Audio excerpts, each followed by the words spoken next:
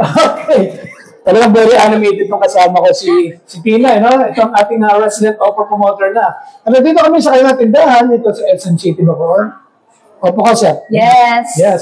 May pakikilala siya sa ating bagong unit, mga karondian. Ito yung Oppo Find X9. Ito naman, yan ako, napakagandang phone.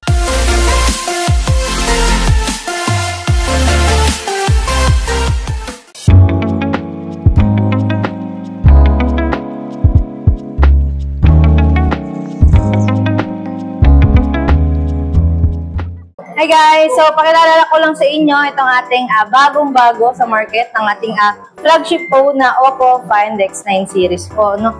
So, sa kanya, ito yung kanyang itsura po.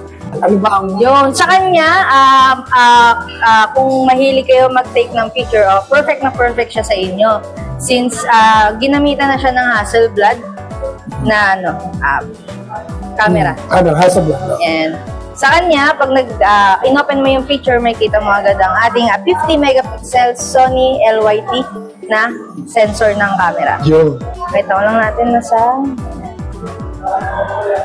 may sa wide naman yan, naka 50 megapixel din. And then sa ating front camera na naka 32 megapixel. Ayan, say hi. Hello. Cheers. Sa ating front cam, makikita natin marami siyang mga features like meron tayong Hasselblad high-res. So, kapag nag-take ka ng photo using this, mas maganda yung kuha natin kapag nag-take ng photo. Sample lang natin sila po, no? Yeah. Yun. Kita nyo yan, guys. 50 megapixel Hasselblad camera. Selfie tayo. Try natin. Sa front camera naman, meron tayong 32 megapixel Sony IMX. Sige nga.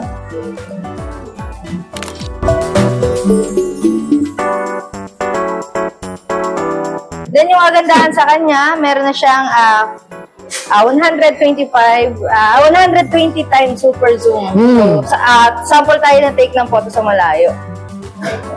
Yun. Kung tiyatamad ka, gusto mo order, take ka lang ng photo, ito yung menu. So sa kanya, kagandahan nag-enhance pa. So yun yung nag-enhance na siya. Yun yung post-processing niya. So kung makikita nyo yung quality niya, even kahit sobrang layo niya, is kitang-kita, detailed pa din yung kinuha na natin. Ayan, kitang-kita, red beans, chocolate cheese, ube. Then, ang kagandahan din sa kanya, sa atin, is meron na tayong 4K motion photo. So, si motion photo po is po siya, para siyang live photo. So, motion photo lang yung tawag sa amin. So, kapag nag-take ka ng photo, in motion po is naka 4K resolution na. So, sample lang natin, no? Yan, ganyan siya kalinaw, guys. Kitang-kita mo. Ang linaw-linaw niya. Okay. Photo yan? Yes, photo siya. Live, parang live photo po siya. Photo yung tawag sa amin. I see. Okay. So, try tayo ng isang shot sa portrait para mapakita namin sa inyo yung Hasselblad talaga. Sige. Na shot ng ating Find X8. Find X9, sorry. Yeah.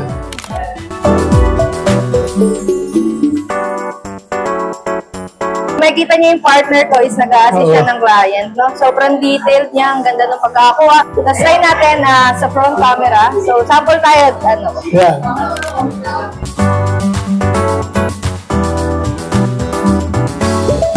So, ayan siya.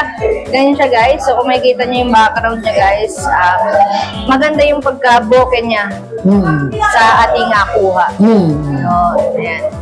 Then, meron na din siyang 4K, 120 FPS po sa ating video resolution.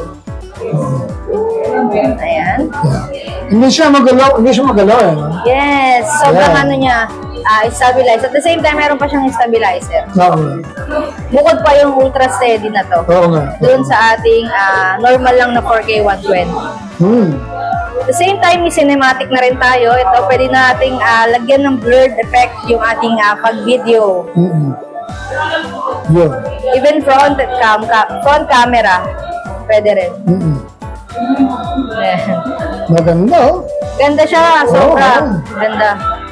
Tapos, pakita ko lang, ito rin palang phone natin na to, si Find X9 is naka-IP66 state 69 pa din. So, pwede pa rin po siyang underwater. So, maganda-gandang pagpupangkuha to sa ilalim ng tubig.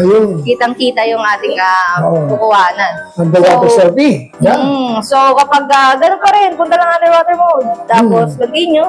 Ika-photo, volume up, down, pag mag-take ng video. Then, hold mo lang yung power button for 3 seconds para ma-drain yung water. Ayun. Yan ang mahalaga dyan. Okay. Yan. Punta naman tayo sa display po natin, no? Sa display natin is naka 6.59 AMOLED display po tayo. Yung size niya is 6.59 po. So, kung makikita nyo po, is sobrang nipis po ng bezels niya. So, kapag tinignan natin siya, sobrang ganda niyang gamitin. Yes, ayan. Kitang-kita mo yung buong cellphone talaga. Tapos, ginamitan pa siya ng Corning Gorilla Glass 7i. Yung pinakabago.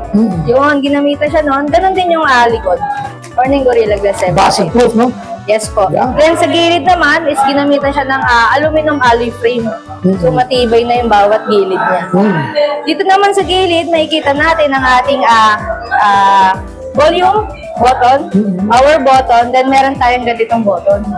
So, sa kanya, pwede mo siyang lagay kahit anong gusto mo. Pero ito, nakaset sa mind space. Meron siyang AI mind space. So, mas mabilis nating magagamit si AI. So, using this button. Tapos, pagdating naman sa kanyang performance, is meron tayong 7,025 mAh na battery. Sobrang taas niya, di ba? Taas. Matagal pa nilobot. Yes po, and meron na siyang 80 watts fast charging. Tapos, meron siyang wireless charging na 50 watts naman po. Tapos, meron pa rin siyang reverse charging. So, pwede kang gawing power bank. Kung meron kang other device, so pwede kang mag-charge using this. Then, sa processor naman, punta tayo. Meron tayong MediaTek Dimensity 9500 po sa ating processor. Papakita ko lang po, no? Ayan. Galing sa gaming yan. Yes, good siya for gaming talaga. And isa pa, meron siyang 16 plus 12 gig of RAM. So, bali 28 po siya in total. Tapos, maganda sa kanya is meron pa tayong performance booster na Trinity Engine. So, kung familiar kayo kay OnePlus na gaming phones, sister brand ni Oppo. So, ayan. Ayun, eto, marami siyang AI. Ito yung sa Mindspace na sinasabi ko. So, meron tayong AI search, AI writer, AI translate, AI voice scribe, AI recorder. Yeah. Sa kanya, kay Oppo lahat yan. Hindi siya yung sa mga Google Gemini. So, kay Oppo siya. Then, ayan, isa rin pala sa maganda sa kanya is ito yung first phone na nirelease ni Oppo na naka-Color OS 16. So, makikita mo naman sa Color OS 16 niya is sobrang smooth niya. Sample tayo. Labas lang natin.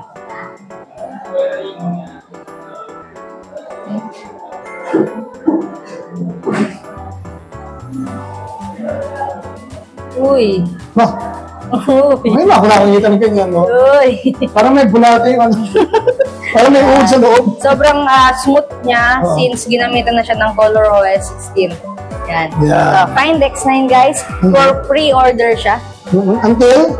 Until November 20. Okay, November 20. Kung may oras pa para mag-pre-order guys, para makakuha tayo ng less 1,000. The same time, ang ating na DJI Osmo Mobile S. Yan. So, perfect siya kung mahilig kayo video or photo, bagay na bagay sa inyo. Yan. Samahin nyo na. So, may libre kang gimbal di ba? Yes, ito. Maganda ito For the price, 69,999. Okay, so sa mga tatanong guys, ano po? 69,999. Okay, sige, punta lang naman tayo kung ubod ng bait, ubod ng ganda, ubod ng husay na promoter ng Oppo Desktop Store. Okay, dito sa City mo kasi Maria Cristina, the rest of the staff po dito.